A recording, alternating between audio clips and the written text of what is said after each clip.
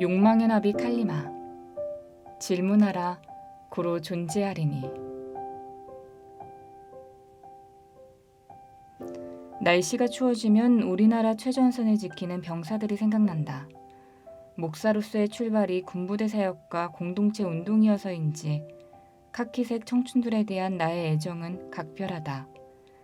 특히 영하 20도면 빤스바람으로 통했던 강원도 지역의 씩씩한 신병교육대와 수색대대는 마음 한구석이 알싸해지는 기억들이 많아서 더욱 그립다.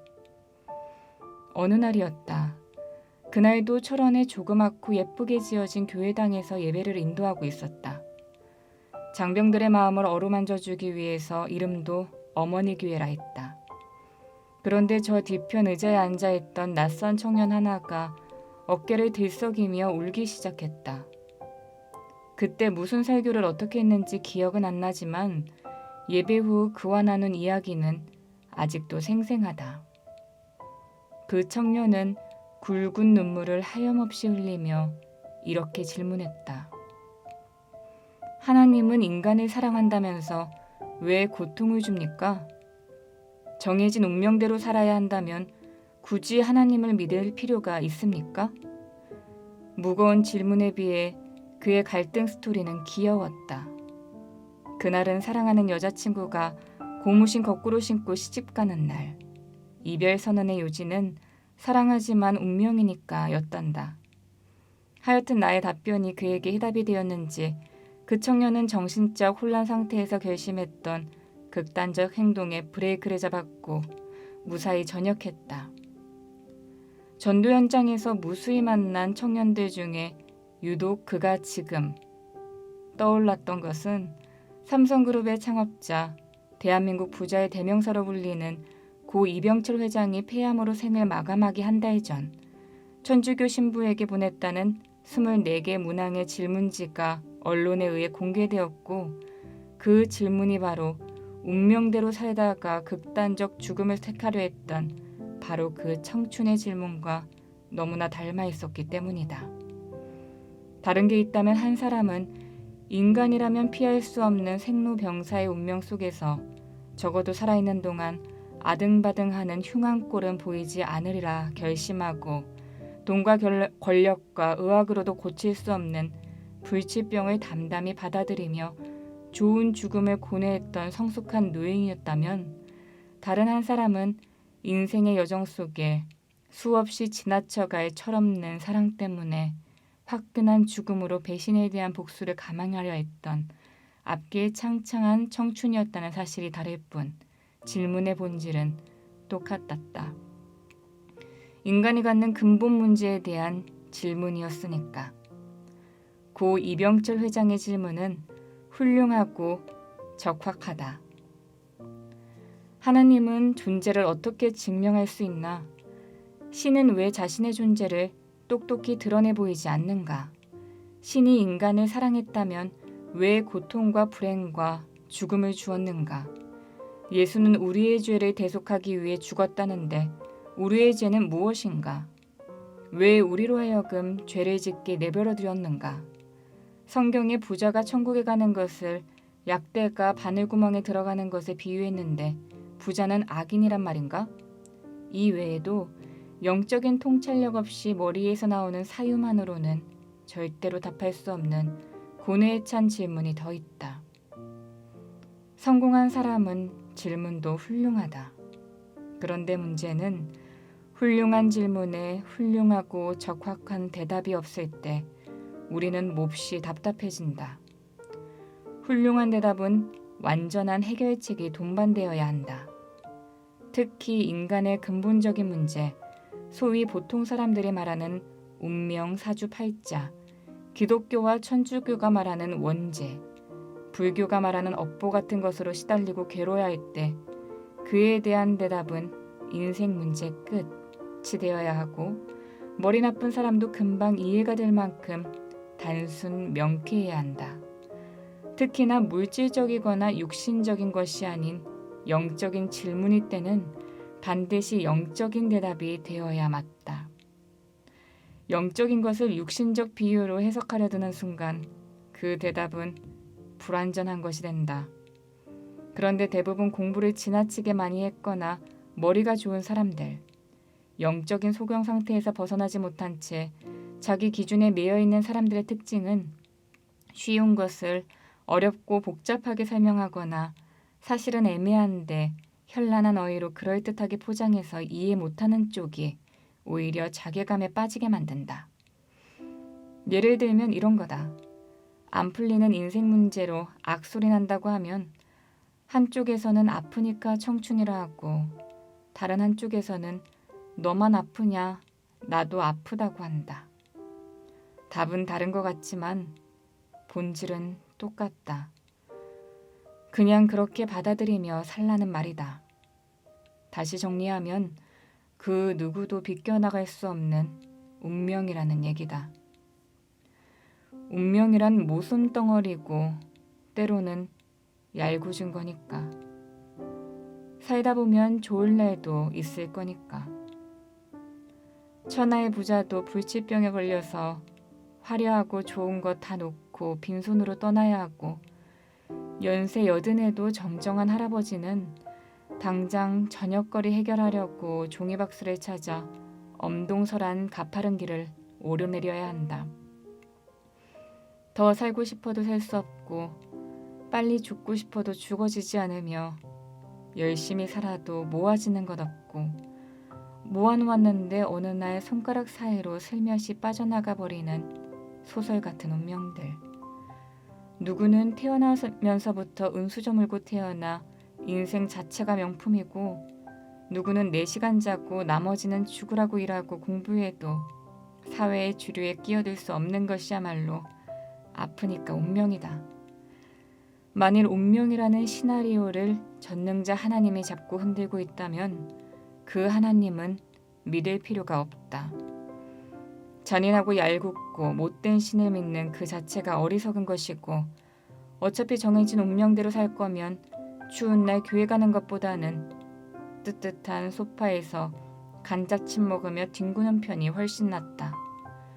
그래도 일요일엔 꼭 교회 가야 하나님이 복 준다고 말하는 종교 지도자가 있다면 사기치는 거다. 나도 목사지만.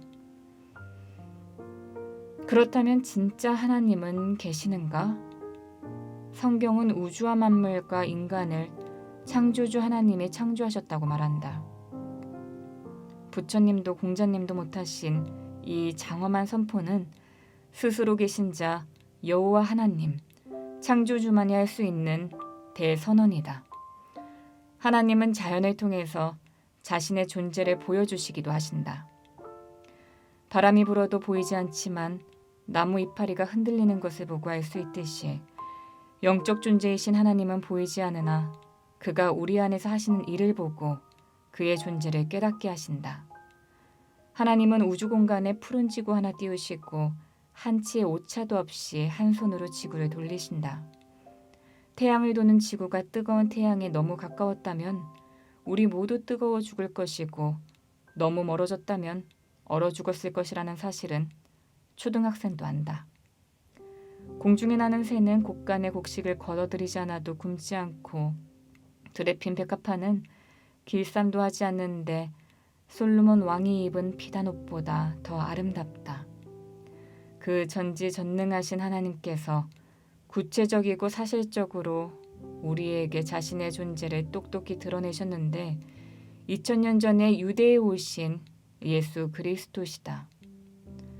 태초에 말씀이 있었고 이 말씀이 하나님과 함께 계셨으니 이 말씀은 곧 하나님이셨다.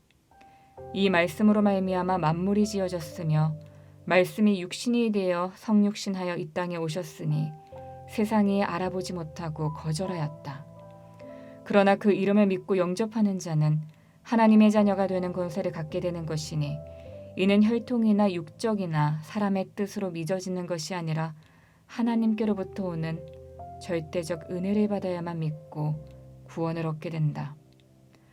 하나님의 말씀은 살았고 운동력이 있어 좌우의 날선 어떤 검보다 예리하여 우리의 관절과 골수를 찔러 쪼개고 치유하며 마음과 생각까지도 지키고 보호하신다.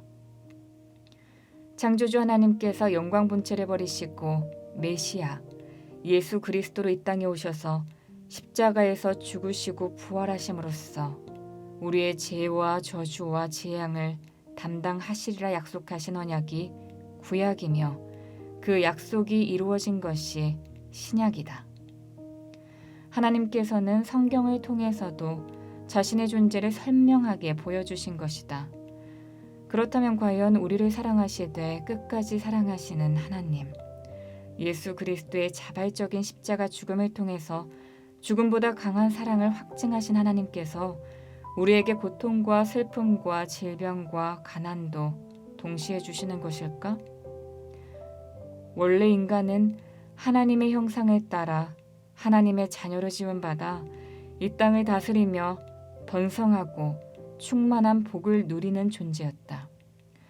그러나 간, 들짐승, 뱀 속에 들어간 사탄, 인류의 탄생 이전에 하나님을 대적하여 흑암과 공허와 혼돈으로 이 세상에 장악한 이 세상 신, 마귀, 옛뱀, 큰 용이라 불리는 존재가 에덴의 축복을 누리며 완벽한 사랑과 신뢰관계로 살아가는 아담과 하와의 가정을 속이고 공격하였다.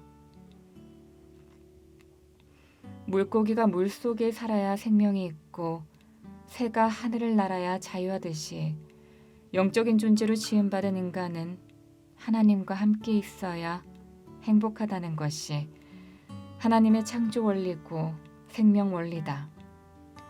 이 사실을 결단코 잊지 말라고 기억장치로 만들어 놓은 선악과를 따먹도록 유혹하여 하나님께 불순종하도록 선의적인 말로 하나님의 말씀을 교묘하게 비틀고 변질시킨 사탄에게 속아 하나님과 맺은 은혜 계약이 파기되는 순간 인간은 고통과 재앙과 저주의 늪으로 빠져들었다. 남자는 수고하여 이마에 땀을 흘리고 수치와 부끄러움과 두려움을 숨기려고 끊임없이 몸부림치며 여자는 남자에게 집착하고 매달리고 요구하고 해산하는 고통을, 이 땅은 엉겅퀴를 내며 독을 품어 늙고 죽고 병드는 저주를 피할 길이 없게 되었다. 이 운명적 저주의 책임 소재를 하나님은 사탄을 향하여 분명히 밝히고 계신다. 네가 이렇게 하였다. 점쟁이나 무당만 귀신 들려 점치고 작두 타는 것이 아니라 세상의 전통과 철학과 유정과 헛된 속임수로 우리를 혼미케 하여 그리스도의 광채 앞에 나아가지 못하게 하는 존재, 우리를 속이고 죽이는 욕심쟁이 살인자 거짓말쟁이, 우리의 기쁨을 훔치고 도적질하는 자, 진리가 그 속에 없으므로 진리인 척 속이고 흉내내는 자, 마귀의 존재를 알지 못하고 막연히 살아가는 우리도 마귀가 깔아놓은 매트릭스 시스템, 즉 운명이라는 시나리오에 끌려다니며 살게 되는 것이다.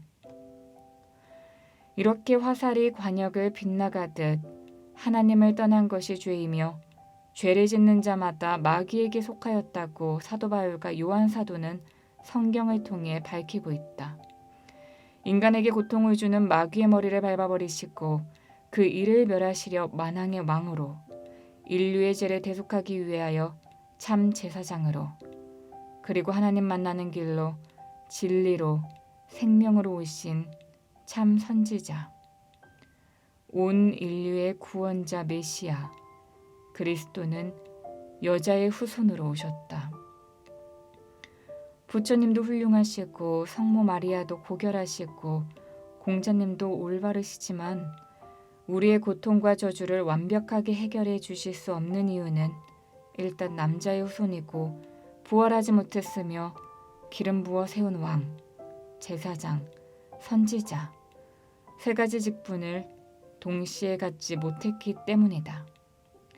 성경에서 말하는 부자는 돈만 많다고 부자가 아니라 영적인 눈이 어두워 하나님의 말씀을 자신의 기준으로 변질시키거나 아집과 교만과 헛된 지식이 덕지덕지부터 예수 그리스도가 구원자임을 믿지 못하는 자를 일컫는다.